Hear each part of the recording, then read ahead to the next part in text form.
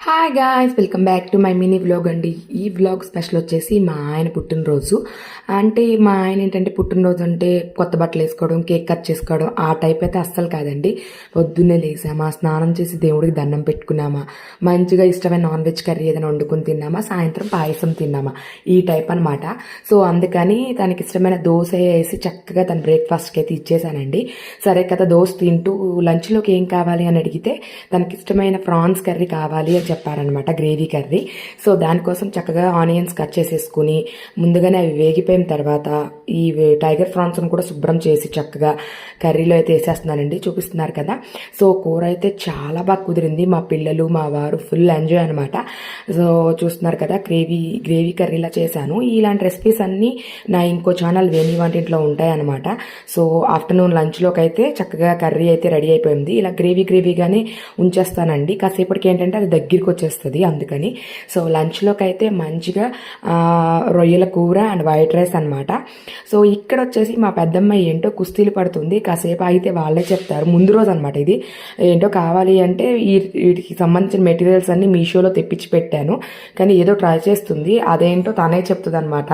అది ఏం చేసింది, ఏంటి, ఎవరికి ఇచ్చింది, అవన్నీ ఇప్పుడు తెలుసుకుందాం. మేడ్ ఏంటిది, బ్రాస్లెట్. ఎవరికి? డాడీకి. ఎందుకు? బర్త్డే కాబట్టి. బర్త్డే గిఫ్ట్ ఇచ్చే చెప్పు. Happy birthday daddy. Thank you cherry. తన చేతితో చేసిందండి ఇది. పూసలో మీషోలో తెప్పిస్తే. బాగుందా? బాగుంది.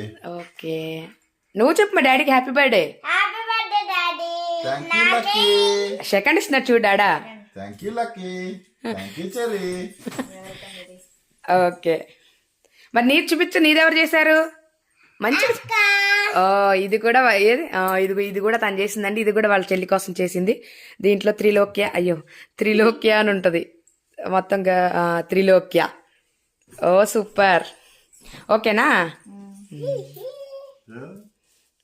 సో చూసారు కదండి, తన చేతులతో చేసిన బ్రాస్లెట్ అయితే వాళ్ళ డాడీకి బర్త్డే గిఫ్ట్గా మా పెద్దమ్మాయి ఇచ్చేసింది అనమాట. ఈ మధ్య కొత్త హాబీలాగా ఈ బ్రాస్లెట్ మేకింగ్ అనేది నేర్చుకుంటుంది.